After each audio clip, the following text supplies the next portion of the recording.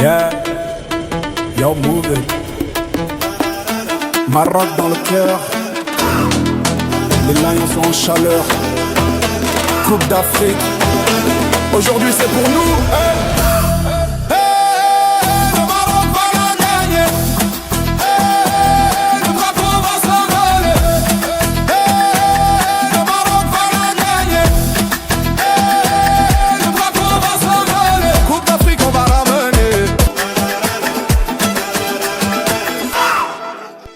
Bonsoir à toutes et à tous et bienvenue dans votre émission Entretien de la CAN sur le Plus Sport. Je suis avec Monsieur Souélé du côté de Paris. Monsieur Souélé, bonsoir. Oui, bonsoir Monsieur Hockey, bonsoir à tous les auditeurs et auditrices de Plus Sport. C'est une nouvelle année 2026. Nous vous souhaitons bonne et heureuse année et les meilleurs vœux de bonne santé et de paix. Oui, meilleurs vœux à vous également, meilleurs vœux à tous nos auditeurs et auditrices. Sportivement vôtre, on espère que ce sera une année pleine de sport. On revient sur les matchs de la troisième journée, bien évidemment dans le groupe F qui ont eu lieu à la veille du Nouvel An, le 31 décembre 2025 à Mozambique, Cameroun soldé sur le score de 2-1 qui voit les Lions indomptables maintenir leur deuxième place. C'était chaud vu que le Cameroun était mené, Monsieur Souélé. Oui, c'était un match assez... De toute façon, je pense qu'on en avait parlé, c'était un match assez compliqué parce que le Mozambique ne venait pas pour nous offrir des fleurs, comme on en avait parlé. Ils nous ont quand même pas mal titillé, et on a vu que en fait l'équipe du Cameroun a fait un turnover, donc on a eu à faire beaucoup de changements, beaucoup de nouveaux joueurs sont apparus. Je pense que c'était aussi, comme techniquement, on semblait être déjà qualifié, parce que même si on perdait ce match-là, je pense qu'on allait être parmi les meilleurs troisièmes, c'est bien ça. Et par rapport à ça, il se pourrait que l'entraîneur a voulu peut-être essayer des choses et faire tourner des joueurs et voir peut-être, et aussi protéger ceux qui avaient déjà des cartons jaunes pour éviter des mauvaises surprises. Mais bon, c'était un match quand même assez difficile. C'est difficile. Je pense qu'au début, on l'a pris un peu à la légère et on a dû se ressaisir quand on a pris un but. Oui, je pense que le sélectionneur a dû comprendre vu la position, la place du Cameroun sur le continent. Et comme je le disais lors de nos dernières émissions Entretien de la CAN, le Cameroun quand même l'une quand même des meilleures équipes sur le continent africain. On parlait quand même du match de la deuxième journée face au champion d'Afrique, la Côte d'Ivoire. Mais ce match semble encore plus difficile et compliqué pour les Lions indomptables.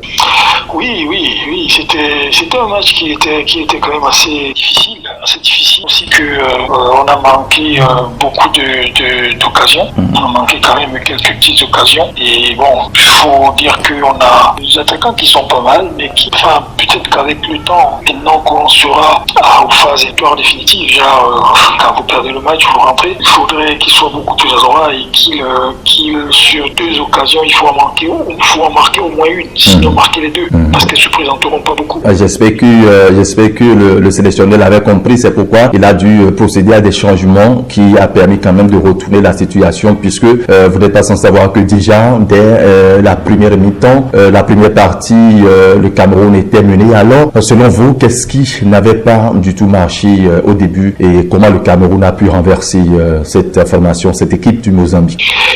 Il faut dire qu'il y a eu ce turnover dont je parlais tout à l'heure et contrairement à peut-être les joueurs qui ont eu à évoluer les deux premiers matchs, c'était une cohésion qui commençait déjà à se faire et avec les nouveaux joueurs qui sont entrés, on a vu c'était un peu haché, c'était pas très cohérent, ça manquait un peu de finesse à un certain moment et bon, et par rapport à ça, il faut dire que le temps qu'ils se ressaisissent, qu'ils retrouvent vraiment le jeu, on a souffert. Vous le disiez, puisque nous sommes dans le groupe F avec le Cameroun, la Côte d'Ivoire, Mozambique et le Gabon. Vous le disiez lors de nos dernières émissions. Également, le Cabri-Mort qui est le Gabon avait son dernier mot à dire, mais la Côte d'Ivoire, son sélectionneur Emersi Faye a démontré qu'il reste encore le champion d'Afrique jusqu'à nouvel ordre. Je vous le disais bien que le Gabon, aux phases d'élimination de la Coupe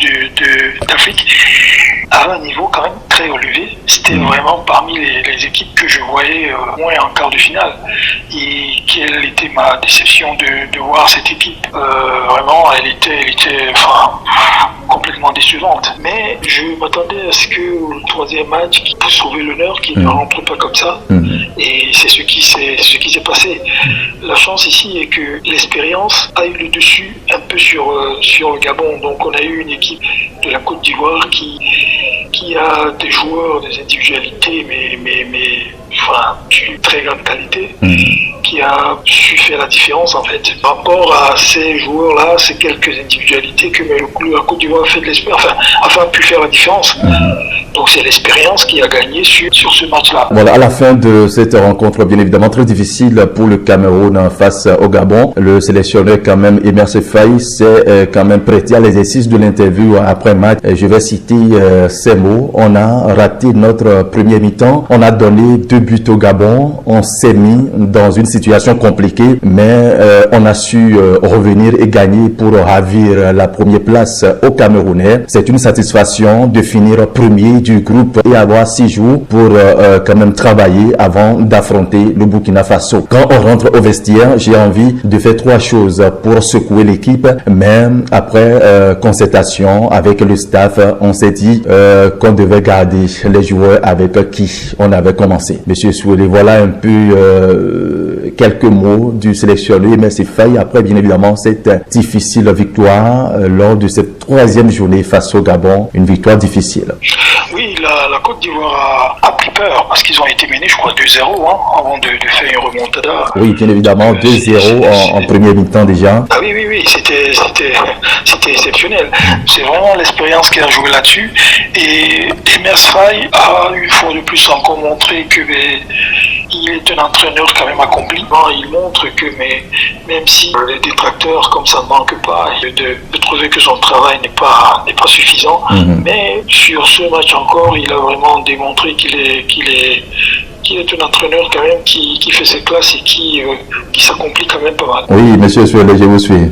Oui, donc je disais que comme je le disais tout à l'heure, c'est l'expérience qui a vraiment joué là-dessus. Et l'équipe de Côte d'Ivoire est une équipe quand même qui est championne d'Afrique. Et par rapport à ça, dans des situations difficiles comme celle-là, elle a pu faire une remontada de 2-0 à 3-2. Je pense qu'à un moment, personne ne croyait plus que la Côte d'Ivoire allait gagner. Ça, c'était exceptionnel quand même, un match à d'énormes rebondissements en fait. Dans son interview, il disait je réfléchis positivement, on va retenir tout simplement la deuxième mi-temps avec les entrées décisives d'Ivan et de Bazoumana. Je n'ai pas douté quand on était mené. Ce sont nos erreurs individuelles qui ont fait que les Gabonais nous ont inquiétés. J'ai changé toute l'équipe à part Kessié parce que je fais confiance à tous mes joueurs. Ils ont tous préparé la CAN. Alban a fait une petite erreur, mais tous les gardiens du monde font des erreurs. Oui, les erreurs, malheureusement,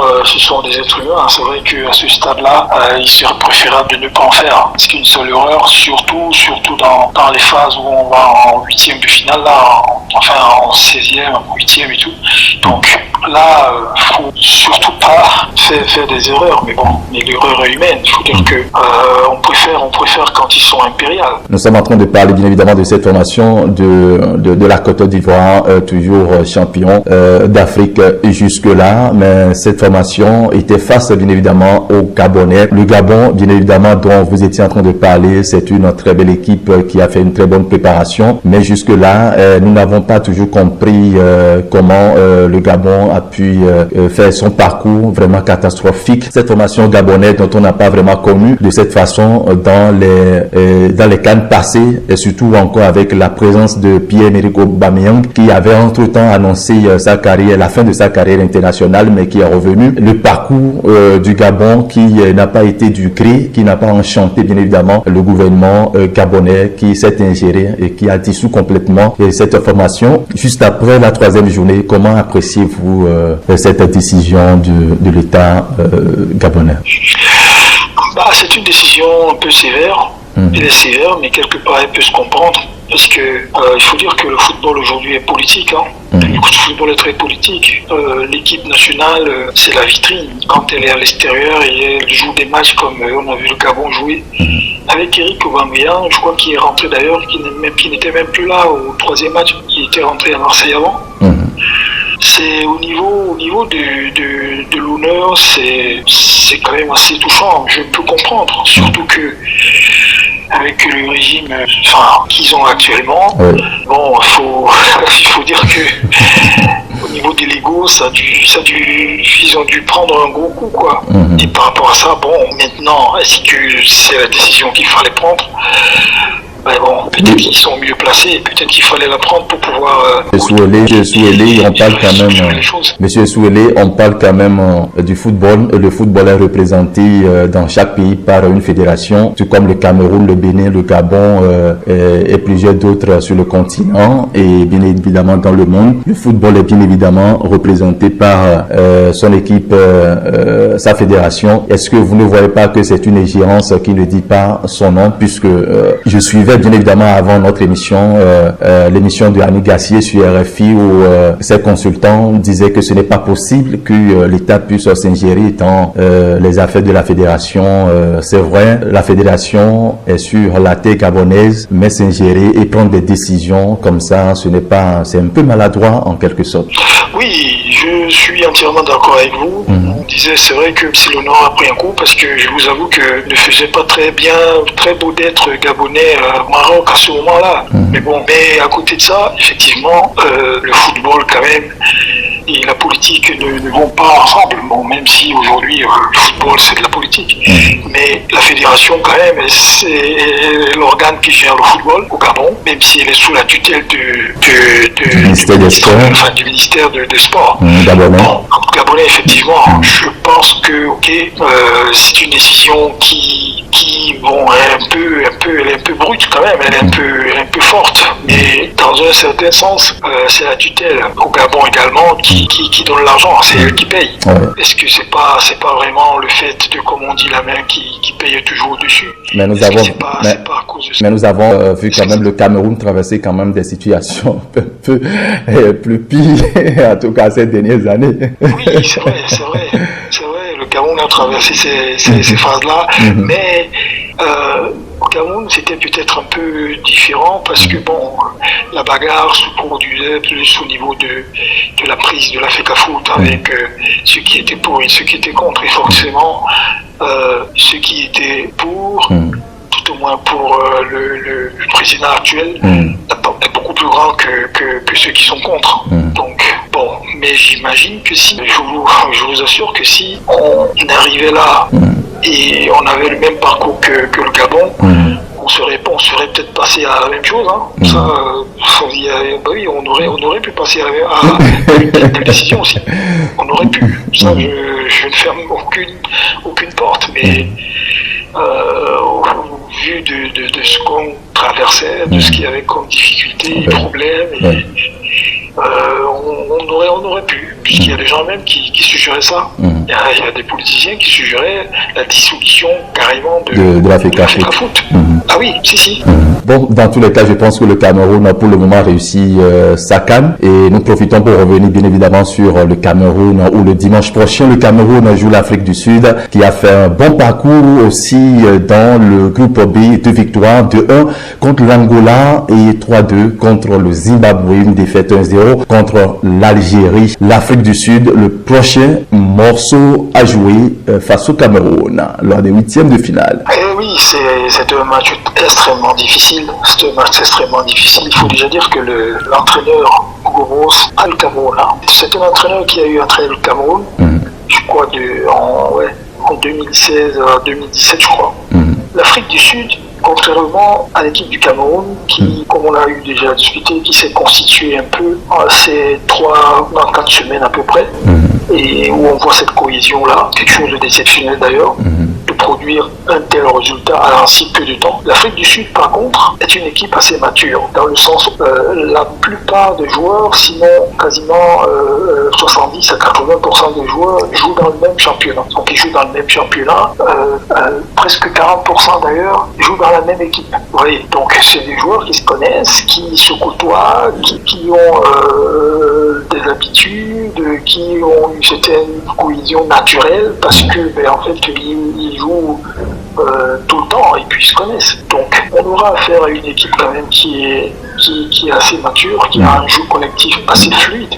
Bon, maintenant, à côté de ça, on compte sur l'équipe du Cameroun qui a montré de très belles choses, qui est capable encore de nous surprendre. Hein. Moi, je pense que Babou, au-delà de ce qu'il a déjà eu à montrer là, il sait très bien que cette équipe d'Afrique du Sud ne nous fera pas de cadeau.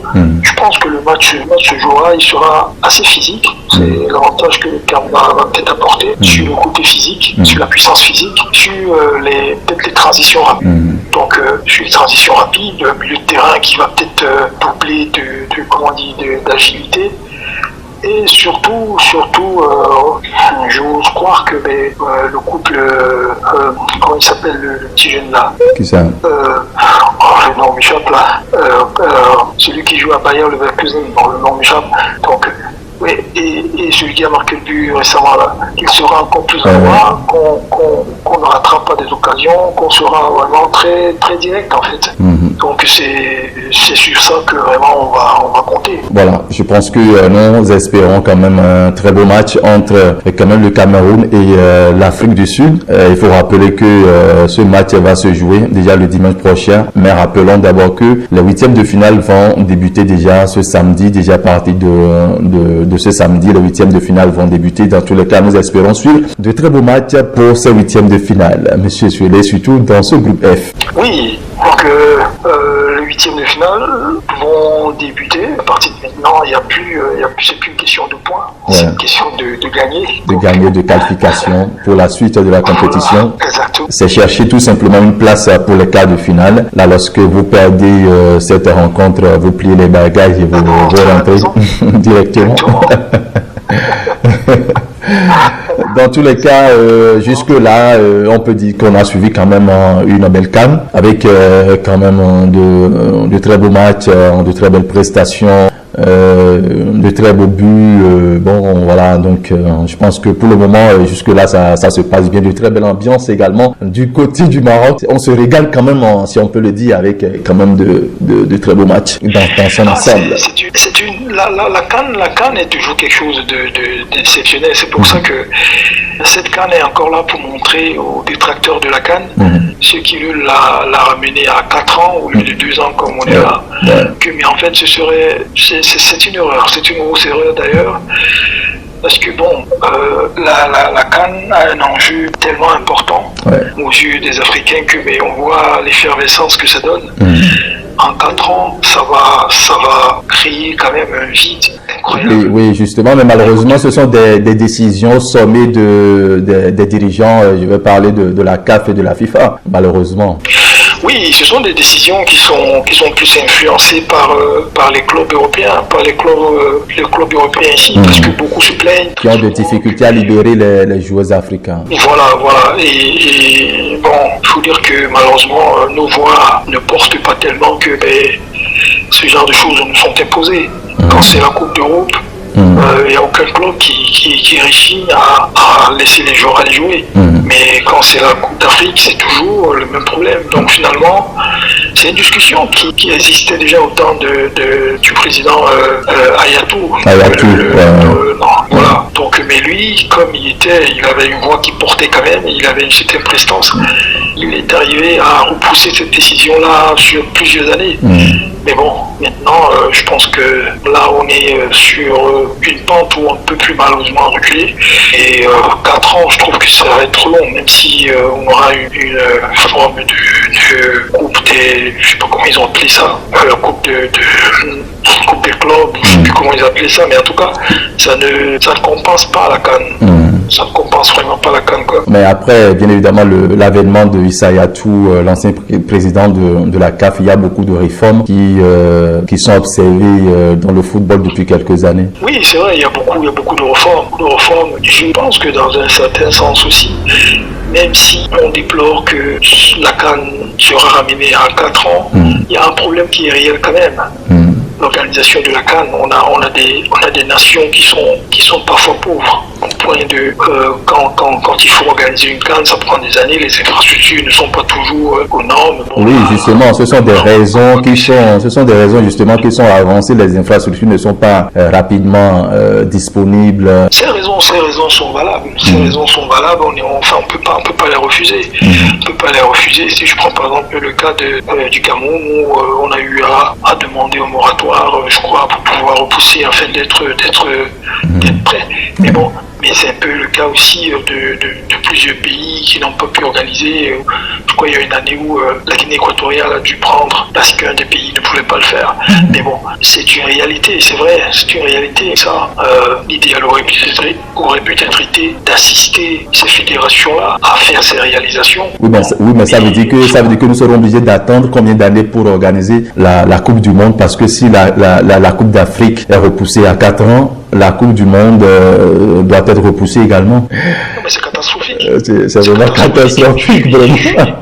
Ah oui, non, c'est catastrophique. Vous savez l'émotion quand vous avez vécu, c'est que l'effervescence qu'il y avait en Côte d'Ivoire, et là vous revivez ce qu'il y a au Maroc. Mais si vous vous rendez compte c'est dans 4 ans que ça va se refaire. 4 ans, mais même des joueurs ont ou trop, certains auront ou trop de cannes. Oui, évidemment. Ils ne joueront qu'une seule canne.